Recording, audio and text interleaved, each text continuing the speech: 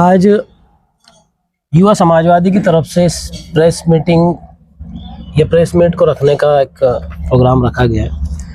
मैं तमाम मीडिया के लोगों का शुक्रगुजार हूँ कि एक शॉर्ट नोटिस पर आप लोग यहाँ पर हाजिर हुए और हमारी बातों को आपके ज़रिए आवाम तक पहुँचाने की हम लोग कोशिश करेंगे आपके ज़रिए। सबसे पहले तो अखबारात के ज़रिए और सोशल मीडिया के ज़रिए शहरियान को ये बखूबी पता है कि गुज़िश्ता एक हफ़्ते से नागपुर में सरमाई अजलास जारी था, जो कि कल ख़त्म हुआ, जिस पर महाराष्ट्र भर से अलग अलग रुकन असम्बलीज़ ने अपनी अपनी बात रखी और अपने अपने सवालात लगाए और सरकार से उसके जवाब हासिल करने की कोशिश की। इसमें कई बिल भी आए और काफ़ी डिस्कशन हुआ। सबसे पहले मैं आपको बता दूं कि ये सेशन 7 दिन चला, जिस पर बहस जो है 72 घंटे 35 मिनट हुई अलग अलग एमएलएस के ज़रिए और अलग अलग मिनिस्टर्स के ज़रिए।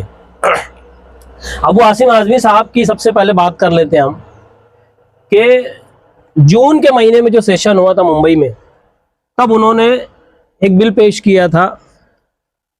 वो बिल मुस्लिम मुखालिफ सियासत और महाराष्ट्र भर में जो मॉब लिंचिंग वगैरह हो रही है और एक पर्टिकुलर मुस्लिम कम्युनिटी को टारगेट करने का जो काम किया जा रहा है गुज़िश्ता कुछ सालों से और कुछ महीनों से, उस पर उन्होंने सरकार की तवज्जो दिलाई थी और ये डिमांड की थी उस बिल के ज़रिए कि इस तरीके का मुस्लिम मुखालिफ सियासत करने वालों के ख़िलाफ़, नबी की शान में गुस्ताखी करने वालों के ख़िलाफ़ और जितनी भी मुअज़्ज़िज़ शख्सियात हैं मुल्क भर की, उनके खिलाफ में सोशल मीडिया पर और दीगर प्लेटफॉर्म पर अगर कोई नाजेबा कलमात अदा करता है या फ़ोटो वीडियो बनाता है तो इसके खिलाफ में कानून की सख्त दफ़ात लगाकर यूएपीए और दीगर सख्त दफ़ात लगाकर इन पर कार्रवाई की जाए।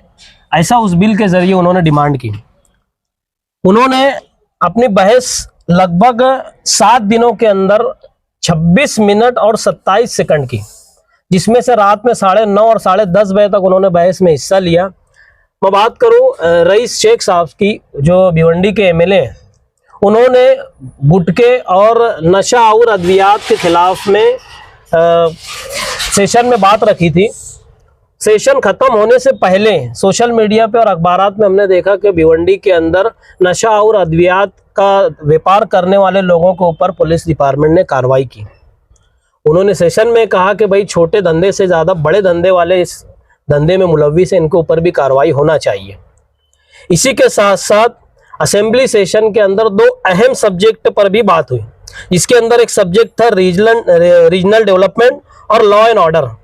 रीजनल डेवलपमेंट के ताल्लुक से मैं बता दूं कि शहर के ताल्लुक से जब मुकामी हमारे एमएलए साहब सेशन के लिए रवाना हो रहे थे तो अखबारात की सुर्खियाँ, अखबारात के फ्रंट पेजेस पे खबर आई थी। क्या खबर आई थी कि शहर में अंडरग्राउंड के नाम पर जो भ्रष्टाचारी हुई है, इसके खिलाफ में मैं आवाज़ असेंबली में उठाऊंगा। जो आवारा कुत्तों के ताल्लुक से हादसात पेश आ रहे हैं, उसके खिलाफ मैं आवाज़ उठाऊंगा। और जो जिनसी ज़ातियाँ बच्चों के साथ में हो रही है महाराष्ट्र भर में और बिलखुसूस मालेगांव और अतराफ़ में, इस ताल्लुक से मैं आवाज़ उठाऊंगा। मगर एमएलए साहब ने, जब ये सब्जेक्ट ऑलरेडी था तो भी मुकामी एमएलए ने इस ताल्लुक से कुछ नहीं कहा। अगर कहा होता तो अब तक मीडिया में आ जाता, मगर कुछ नहीं आया। इसी के साथ साथ लॉ एंड ऑर्डर का जो मैं कह रहा हूँ, ये विषय भी था, मगर एमएलए साहब ने लॉ एंड ऑर्डर के ताल्लुक से जो विषय था इसके ऊपर भी वो नहीं कुछ बोला उन्होंने। हाँ, इतना ज़रूर किया कि असेंबली की पायत्री पे खड़े होकर तो कोई बच्ची का फ़ोटो लेकर, बैनर लेकर खड़े होकर उन्होंने मीडिया में बाइट दी। मीडिया में बाइट तो कोई भी दे सकता है, सबको बोलने की आज़ादी है। एमएलए को हमने क्यों चुन कर दिया था कि वो असेंबली के हॉल में जहां बिल बनते हैं, जहां बहस होती है, जहां सरकार की तवज्जो दिलाई जाती है कि मेरी कॉन्स्टिट्यूंसीज में ये हो रहा है, वहां एमएलए साहब मैं समझता हूँ गैर हाजिर थे। अब उनको मौका नहीं मिला या वो खुद से मौका नहीं देना चाहते थे, ये अब उनके सामने एक सवाल है। दूसरा, डिबेट शक्ति एक्ट पर भी डिबेट हुई, टॉपिक ऑफ डिस्कशन लिया गया था। अब ये शक्ति एक्ट क्या है? ये शक्ति एक्ट है, पॉस्को और दीगर जो संगीन मामलात हैं इसको फास्ट ट्रैक में चलाए जाएं और जल्दी इस पर फैसले किए जाएं, और जो मामलात देर होते हैं इसमें कैसे जल्द अज जल्द लोगों को इंसाफ मिले, इस ताल्लुक से शक्ति एक्ट था। जो मालेगांव के पॉस्को के जो मामलात हैं और बच्चों के जिनसी इस्तेसाल का मामलात हैं, इससे रिलेटेड था, मगर हमारे एमएलए मौसूफ यहाँ भी खामोश थे और गैर हाजिर थे। ये भी एक बात शहरियान को समझने वाली है। दूसरा, वेलफेयर एंड पब्लिक सेफ्टी के लिए था। जैसा कि हमने देखा, उन्होंने खुद कहा कि 32,033 केसेस सिविल हॉस्पिटल में कुत्तों के काटने वाले हुए, जिसमें ज़्यादातर शिकार जो है वो बच्चे हुए।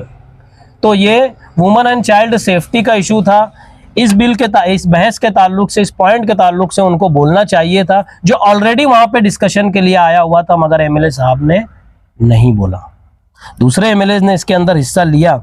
इसी के साथ साथ मालेगांव में बढ़ते जो जुराइम के ताल्लुक से उन्होंने कहा था, अखबारात के अंदर रिपोर्ट आई थी कि मैं नशा और धंधा करने वालों के खिलाफ मैं सेशन में आवाज़ उठाऊंगा, ये कुत्तों के जो मासूम बच्चे को कुत्तों ने काटा इसके ताल्लुक से आवाज़ उठाऊंगा, मगर कुछ भी नहीं हुआ।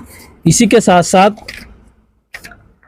सिविल हॉस्पिटल में जो दवाओं का शॉर्टेज हुआ था, इन्होंने कहा था मैं इस ताल्लुक भी असेंबली में आवाज़ उठाऊंगा। जमीयत के दफ्तर में जब प्रेस कॉन्फ्रेंस ली गई थी, तब बोला गया था कि हम LAQ लगाएंगे, लक्ष्य विधि लगाएंगे, मगर वो भी सिफर अगर लगाए होते तो अभी कुछ दिखा होता सोशल मीडिया और अखबारात में। एमएलए साहब एक एमएलए होने से पहले एक मजहबी शख्सियत है। इनकी पूरी ज़िंदगी अगर हम उठा के देखें तो मजहब के ऊपर है। इन्हें ये मस्जिद के इमाम हैं, ईदगाह के इमाम हैं, मदारिस के ज़िम्मेदारान हैं। आज मदारिस पे इतनी आफत आई हुई है, हम उम्मीद करते थे, शहर के नौजवान, बुजुर्ग, माए बहनें और शहर के तमाम वोटर से उम्मीद कर रहे थे कि ये जिस नाम से चुन कर आते, जिस पार्टी के नाम से चुन कर आते हैं, इत्तेहादुल मुस्लिमीन, ये मोमिनीन और मुस्लिमीन की बका की बात करते, उनके हुकूक की बात करते असेंबली सेशन में, मगर ऐसा कुछ देखने को हमको नहीं मिला। शहरियान बिलखुसूस नौजवान इस ताल्लुक से उनको बड़ी उम्मीद की नज़रों से देख रहे थे कि ये शहर असेंबली के सेशन में आवाज़ उठाएंगे, मगर बिल्कुल भी ऐसा कुछ देखने को नहीं आया। हाँ, अबू आसिम आज़मी साहब ने इस ताल्लुक से बिल पेश किया, हम उनके शुक्रगुजार हैं कि जो एक आलिम को ये ज़्यादा तो इनकी समझ में आने वाली बात थी कि जो मस्जिद से भोंगे उतारने वाली बात है, जो गृह मंत्री ने भी अपने बयान में अंदर बोला सेशन के अंदर कि हमने इतने 1000 भोंगे निकाल लिए, तो ये कहाँ थे? इनका काम था लफ्ज़ों के ज़रिए डेमोक्रेटिक तरीके से हॉल के अंदर जो सबसे बड़ी पंचायत चल रही है वहाँ पे अपनी बात रखने, उनका मुंह नोचने का काम था लफ्ज़ों के ज़रिए जमहूरी अंदाज में, मगर इन्होंने नहीं किया। शहर का नौजवान और शहर के वोटर बड़ी ही क्या कहते हैं उसको, इंतज़ार कर रहे थे कि ऐसा कुछ होगा, मगर ये नहीं हुआ। उसके बाद इन्होंने कहा था कि मैं अंडरग्राउंड का ताल्लुक से भी आवाज़ उठाऊंगा, शहर में हो रहे अंडरग्राउंड काम के ताल्लुक से और उस पर भ्रष्टाचारी के ताल्लुक से, मगर ये ज़ीरो रहे। उसके बाद जो सबसे अहम मुद्दा पिछले साल से जो चल रहा है SIT और जन्म दाखिले का, इस ताल्लुक से भी उन्होंने कहा था कि मैं असेंबली में आवाज़ उठाऊंगा। लगभग 300 कितने हैं वो फिगर, 3400 लोगों के जन्म दाखिले रद्द होने वाले हैं। उनके ऊपर गुना मतलब उनके आधार कार्ड और वो सब जो भी डॉक्यूमेंट है वो सब कैंसिल होने वाले हैं। कई लोगों ने इनमें से पासपोर्ट बना लिया, हज और उम्रे की सादतें हासिल कर ली। अब बताइए, अगर उनका जन्म दाखिला कैंसिल होता है तो एक बच्चा जब पैदा होता है तो सबसे पहला डॉक्यूमेंट बनता है जन्म दाखिला, बर्थ सर्टिफिकेट। अगर सरकार या कॉरपोरेशन या तहसीलदार, कलेक्टर अगर ये जन्म दाखिला ही अगर रद्द कर देंगे तो फिर आगे हालात SIR आने वाला है, हम कैसे अपनी शहरियत को साबित करेंगे? ये एक बड़ा सवाल है। शहरियान को इस ताल्लुक से बिल्कुल संजीदगी से समझने की ज़रूरत है। और MLA साहब जब आए शहर में या आ गए होंगे तो इनसे पूछने की ज़रूरत है कि SIT के ताल्लुक से जो सबसे अहम मुद्दा हमारे सामने था, इस ताल्लुक से आपने क्या किया? अगर किया तो बताओ। ये बताने से कासिर है, नहीं बता सकते।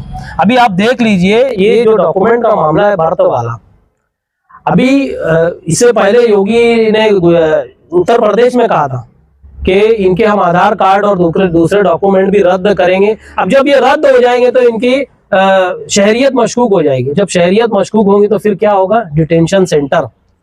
और एक घर का एक फर्द अगर मशकूक हो गया तो पूरा खानदान उसकी जद में आ सकता है। आगे SIR होगा, पूरा खानदान इसकी जद में आ जाएगा। कौन होगा इसका जिम्मेदार? हमने माजी में भी कहा था कि जो ठीक है कैंसिल हो रहे हैं जो जन्म दाखिले, इसको बनाने की क्या प्रोसीजर है लोकल बॉडी के पास और कलेक्टर और तहसीलदार के पास, मगर तब भी कॉरपोरेशन के जरिए हमको कोई जवाब नहीं मिला था। आज शहर का नौजवान इनसे पूछ रहा है कि आपने इस ताल्लुक से क्या किया। असेंबली में अगर कोई आवाज उठाई हो तो आप शहरियान के सामने रखें। आखिरी में मैं आपके जरिए शहरियान की आवाम से शहरियान से अपील करूंगा, ये गुजारिश करूंगा कि देखिए, हम जो आज प्रेस कॉन्फ्रेंस लेकर आपसे मुखातिब, मीडिया के जरिए शहरियान से मुखातिब हैं, हम किसी के पर्सनल दुश्मन नहीं है। एमएलए साहब से हमारी कोई दुश्मनी नहीं है, मगर जो हमारे असल इश्यूज हैं अगर वो ही उठाने से कासिर है तो फिर तो हम बोलेंगे इनको, और पूरी ताकत से बोलेंगे, सिर्फ इसलिए कि वो एक आलिम है, उनकी इज्जत एहतराम अपनी जगह है। हम एक आलिम और एक मुफ्ती के खिलाफ नहीं, मगर एक एमएलए के खिलाफ जो वादे करके गए और अगर उस पर आवाज नहीं उठाएंगे, जिनकी उन्होंने जिम्मेदारी ली है, तो हम पूरी ताकत से उनसे सवाल करेंगे और मुतालबा करेंगे कि इसका जवाब दो। पॉइंट था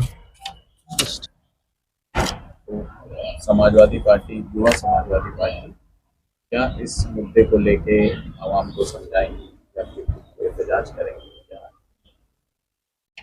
देखिए, हमारे प्रोग्राम में है कि जो शहर के अहम मुद्दे हैं वो समाजवादी युवा विंग की तरफ से हम लोग शहरियान के बीच में जाकर उन इश्यूज़ पर, उन मुद्दों पे बात करेंगे और किसी को टारगेट करने का काम नहीं करेंगे। हम इश्यूज़ पे बात करेंगे कि हमारे मसाइल क्या और उनको हल कहाँ होने वाला है और कब होने वाला है। ये हमारे जरिए हम आवाम के जो दिलों की बात है, जो आवाम के जहनों की बात, वो अपनी जबान से आमदार के एमएलए साहब के सामने रखेंगे और जो सत्ता में बैठे इनके सामने रखेंगे और उसका जवाब का मुतालबा करेंगे।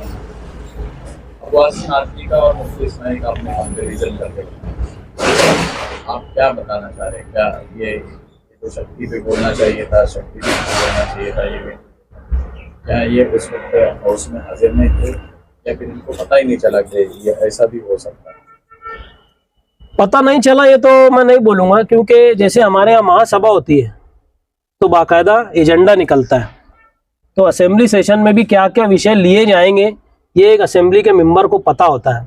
मगर देखिए, जब करने वाला के अंदर दिलचस्पी हो ना तो वो करता है, जिसके अंदर दिलचस्पी ना हो तो फिर उनसे क्या उम्मीद लगा सकते हैं। जहाँ तक आपने अबू आसिम साहब की बात की, तो अबू आसिम साहब ने उनकी अपनी कॉन्स्टिट्यूंसी के अलावा पूरे महाराष्ट्र के ताल्लुक से आवाज़ उठाई।